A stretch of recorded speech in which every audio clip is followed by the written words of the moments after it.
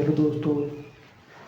तो आगे हम पढ़ने वाले हैं कि चुआन राजवंश में ना हम उत्पत्ति के मत क्या है। चुआन राजवंश, चुआन चुआन डायनेस्टी, CHAUSAN डायनेस्टी, DYNASTY। चुआन डायनेस्टी के बारे में पढ़ने वाले हैं। उत्पत्ति के मत कि चुआन राजवंश जो है आपके उत्पत्ति के क्या सिद्धांत है, चुआन राजवंश के कहाँ से हुई है, इसके बारे में हम चर्चा करने वाले हैं। तो उत्पत्ति के मत में चुआन राजवंश के समय अग्निकुंड, तो चुआन की उत्पत्ति के संबंध में आपको पहला आते हैं कि अग्निकुंड, चुआनों की उत्पत्ति के संबंध अग्निकुंड का मत क्या है, कौन कौन से इसमें। तो चंद्रवदाई के ग्रंथ पतुरसों के अनुसार उनकी उत्पत्ति अग्निकुंड से हुई है, जिसमें उन्होंने बताया कि वशिष्ठ ऋषि ने अग्निकुंड से 4 योद्धाओं को जो है प्राप्त किया था, जिसमें गुर्जर पटियार वंश है, परमार है और चालुक्य और चुआन वंश। गुर्जर पटियार वंश, परमार, चालुक्य और चुआन वंश तो अग्निकुंड से हुआ इनका जन्म, जिसमें जिनका जो है कि इन्होंने चंद्रवदाई नामक जो है इन्होंने इसमें वर्णन किया अपनी पुस्तक पतुरसों में। तो इसका समर्थन मोहम्मद नैंसी और सूर्यमन मिश्रा ने इस अग्निकुंड वाले कथन का समर्थन किया था। मोहम्मद नैंसी और सूर्यमन मिश्रा ने अग्निकुंड वाले जो है आपके इस कथन का समर्थन किया था। दूसरा मत आपके हैं कि सूर्यवंशी कि चुआन जो है आपके सूर्यवंशी वंश थे। तो इसके संबंध में पंडित गौरीशंकर हीराचंद्र के अनुसार जो है आपके जो चुआन जो है आपके सूर्यवंशी थे, जिसमें उन्होंने और पृथ्वीराज विदे हैं, हमीर रासो है, हमीर महाकवि के अनुसार मतलब चुआन वंश को सूर्यवंशी बताया है। तथा आपके हासी शिलालेख और अचलेश्वर मंदिर का लेख हैं, उनके अनुसार जो है चुआन है आपके चंद्रवंशी थे। आपके मतलब चुआन चंद्रवंशी होने का प्रमाण हासी शिलालेख और अचलेश्वर महादेव मंदिर है। तथा इंद्र के वंश राजपाल का शेवाड़ी या पाली अभिलेख के अनुसार आपके वो चुआन जो है इंद्र के वंश थे। और विदेशी मत कुछ लेखकों ने मतलब चुआन राजवंश की जो है इनको विदेशी बताया था। शक सिंचित कर्नल जेम्स टॉड और विलियम क्रुक के अनुसार जो है ये शक चुआन जो है इनकी ये शक शाखा से थे, जबकि VS स्थित के अनुसार ये चुआन जो है आपके जो विदेश आए थे उनके वंशज हैं। और ब्रोज गुर्जर ताम्रपत्र से प्राप्त 100 ईस्वी में प्राप्त हुआ था। इसके अनुसार अलेक्जेंडर कनिंघम ने कुषाण कहा है। कुषाण अगर कहा जाए तो कौन, अलेक्जेंडर कनिंघम के अनुसार ये कुषाण थे। और आपके बात की जाए वैदिक आर्य संतान CV वेद और जी पंडित गौरीशंकर हीराचंद्र के अनुसार जो है ये वैदिक आर्य संतान है चुआन। और ब्राह्मण मत चुआन राजवंश मतलब जो है इन ब्राह्मण थे। ये मत देने वालों में गोपीनाथ शर्मा है, आपके डॉक्टर दशरथ शर्मा है और DR भंडारकर इत्यादि जो है आपको इन्होंने ब्राह्मण बताया। मतलब आप ये देखिए चुआन डायनेस्टी, चुआन राजवंश के उत्पत्ति के संबंध में आप देख कितने हैं। अग्निकुंड है, मतलब अग्निकुंड से उनकी उत्पत्ति हुई है। ये सूर्यवंशी है, ये चंद्रवंशी है, ये इंद्र के वंशज है, ये विदेशी है और वैदिक आर्य की संतान है। ब्राह्मण मत है।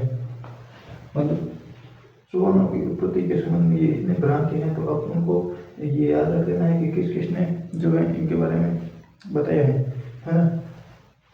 आगे हम पढ़ेंगे चुआन राजवंशों को कौन कहाँ है, जैसे जालोर के चुआन है और अलग अलग क्षेत्रों में उनके बारे में हम विस्तृत यहाँ जानकारी प्राप्त करेंगे आगे।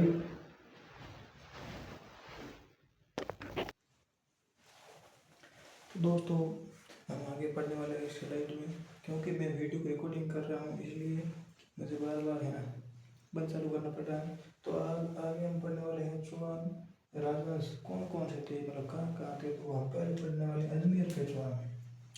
आपका अजमेर के चौहान हम पहले पढ़ेंगे।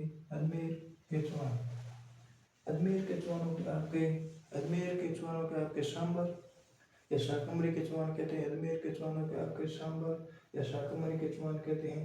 तथा चौहान का मूल स्थान शपथलक्ष, मतलब शपथलक्ष जो ये प्राचीन नाम है, सांबर के आसपास ही था।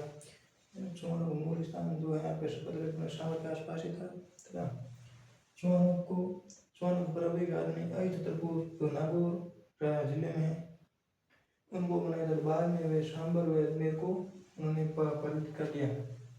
चौहानों ने प्रारंभिक राजधानी को अहिछत्रपुर जो है नागौर जिले में से उसको बनाया था। बाद में सांबर व अजमेर को बना दिया। आपके वासुदेव चौहान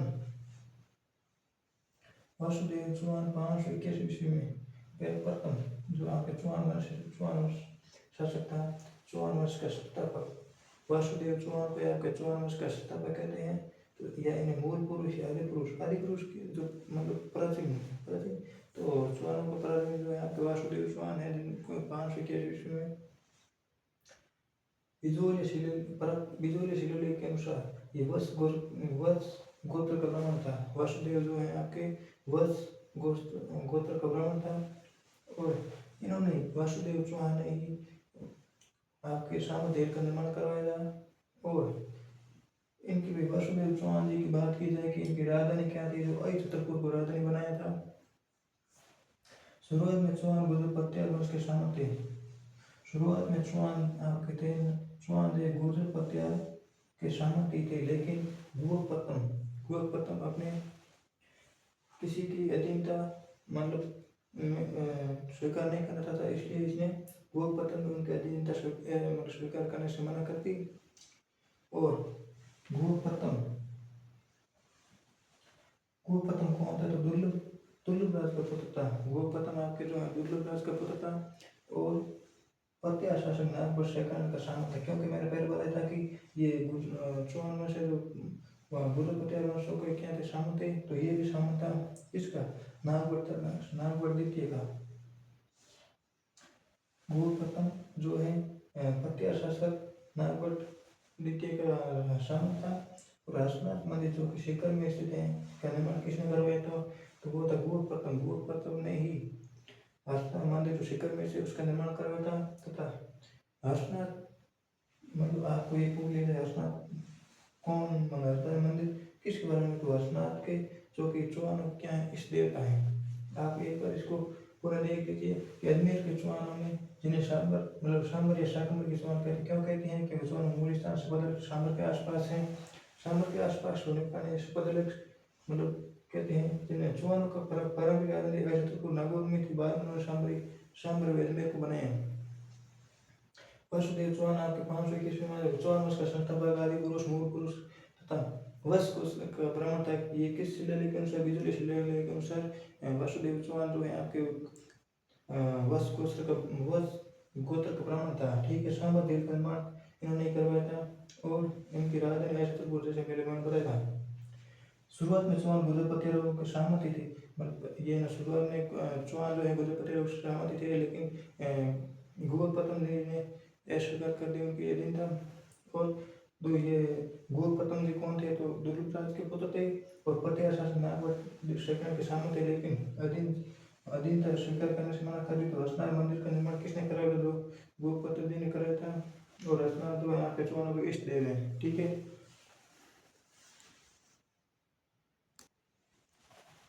तो दोस्तों आगे हम पढ़ने वाले हैं इस में कि चौहानों के, तो दोस्तों आगे हम इस स्लाइड पर पढ़ने वाले हैं कि चौहान राजवंश में महत्वपूर्ण कौन कौन से जो शासक थे। ठीक है, तो इसमें और है महत्वपूर्ण चंद्रराज, इनके बारे में एक फैक्ट है कि इनकी पत्नी का नाम रुद्राणी है, जो महादेव की बहुत बड़ी उपासक थी। जो कि किस प्रकार उपासना करती थी, तो ये पुष्कर झील में प्रतिदिन 1000 दीपक जला करके आपके जो है महादेव जी की उपासना करती थी। ये भी एक इम्पोर्टेंट टर्म रहा, ठीक है। अब उसकी पत्नी का नाम रुद्राणी है, ये याद रख लेना। सिंहराज के बारे में एक कि ये सिंहराज ने अपने जो किया होता तो यहाँ इतना छोटा वीडियो नहीं लिखना पड़ता, लेकिन इन्होंने महाराजा धीराज की उपाधि धारण की। महाराजा धीराज की उपाधि धारण की थी। उपाधि बहुत बड़ी है, उपाधि तो इन्होंने इतनी बड़ी ले ली है कि क्या बताया आगे इसके बारे में। और विग्रह द्वितीय के बारे में आगे सीरीज होकर पढ़ लीजिए कि प्रारंभिक चौहान शासकों में सबसे प्रतापी शासक विग्रह द्वितीय जो है। प्रारंभिक चौहान शासकों में मतलब बाद में तो आ जाएंगे पतिव्रत तृतीय जो उनके सामने पानीपत का युद्ध होगा तो वो तो है ही, लेकिन ये प्रारंभिक चौहान शासकों में सबसे प्रतापी शासक थे।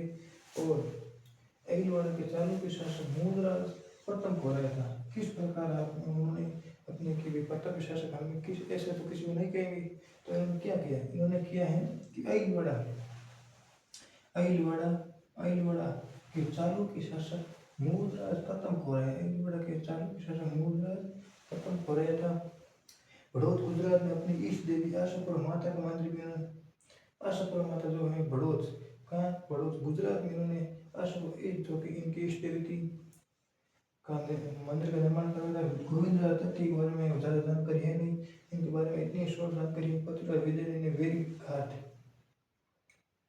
गोविंद तथ्य को पृथ्वीराज विजय ने वेरी घाट मतलब शत्रुओं का संहार करने वाला, शत्रु को मौत की घाट उतारने वाला कहा है। और इन्होंने गजनी के शासकों को मारवाड़ से आगे बढ़ने से मतलब गजनी के शासक ये श्रीकृष्ण के टाइम ही नहीं, उससे पहले भी यहाँ आने वाले थे, लेकिन इन्होंने मारवाड़ से आगे बढ़ने से रोक दिया था। ये आपके थे गोविंद तथ्य।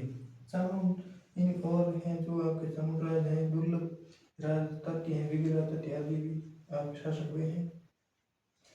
और पृथ्वीराज प्रथम के बारे में बात की जाए तो पृथ्वीराज प्रथम, पृथ्वीराज द्वितीय, पृथ्वीराज तृतीय आपके जो शक्तिशाली उतने तो ये नहीं थे, लेकिन इनके बाद ये किसके, ये अधिराज के वंशज थे, अधिराज के पिता थे ना। और 700 ईस्वी में चालुक्य लुटेरों को उन्होंने मार दिया, जो कि पुष्कर में ब्राह्मणों को लूटने के लिए चालुक्य के 700 लुटेरे आए थे, इन्होंने इनको मार दिया था। इसका संदर्भ आपको कहाँ मिलेगा, तो इसका संदर्भ मिलेगा पृथ्वीराज के ग्रंथ, पृथ्वीराज विजय ग्रंथ में बताया गया है, जिसके रचयिता आपके जयनक है, ठीक है। पृथ्वीराज विजय ग्रंथ एक पुस्तक का नाम है विजय ग्रंथ, और इसके रचयिता हैं आपके जयनक। अब आगे हम पढ़ने वाले हैं और शासकों के बारे में, तो आप यहाँ से वीडियो को चालू रखिए।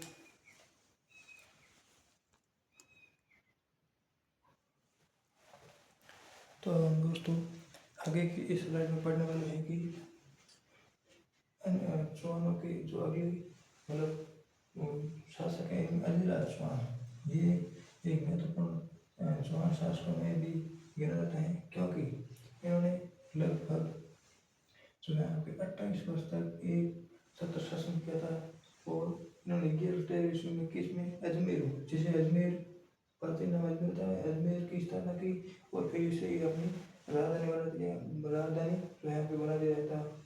और ये कब हुआ था, 1113 ईस्वी में, ठीक है। इन्होंने ही अजय देव या अजय प्रिय नाम से ही चांदी के इन्होंने अजय देव या अजय प्रिय नाम से चांदी के सिक्के चलाए, ठीक है। सिक्कों पर इनकी पत्नी सोमदेव का नाम मिलता है। सिक्कों पर क्योंकि सिक्के चलाए तो इन्होंने अपने नाम से चले लिए। अजय राज क्योंकि इनका नाम है, तो इन्होंने अजय देव अजय प्रिय नाम से सोने के और चांदी के सिक्के चलाए, ठीक है। और सिक्कों पर इनकी पत्नी जो कि सोमदेव का नाम मिलता है। इन्होंने लगभग 28 वर्ष तक एक साथ शासन किया था।